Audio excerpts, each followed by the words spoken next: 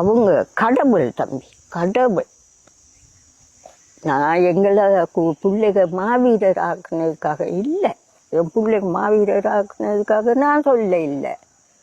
அதுக நீ வந்தாலும் கீழே குனிஞ்சு தலை நிமிராது ஒரு பொன் புரசு வந்தாலும், எவ்வளோ நேரம் சென்று வந்தாலும் ஒரு பொண்ணாகப்பட்டது வந்தால் நிமிந்து பார்க்காம அதுக்கு எங்கே போகுதுன்னு கொண்டாந்து இடையில விட்டு போவுங்க. இப்போ இருக்கா? அவர் அந்த தலைவர் விட்டு படினத்தில் வளர்ந்த பிள்ளைக. எங்க பிள்ளைகளை எங்க வீட்டுக்கு வந்தோடனே அண்ணா அதை சொன்னார், இதை சொன்னார். தாய் தந்தைய கூட அப்படி இப்படின்னு சொல்ல இல்லை.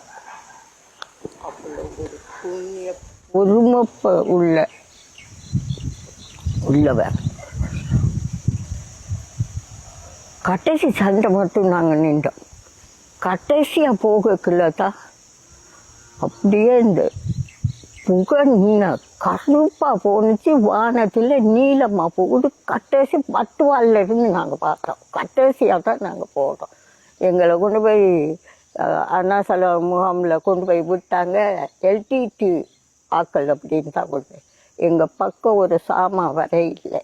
ஏன்னு கேட்டால் எல்டிடி ஆக்கள் அப்படி ஒரு மாவீரத்தினம் வந்துச்சு. அந்த முகாமில் எல்லாமே விலைக்கு ஏற்றினாங்க.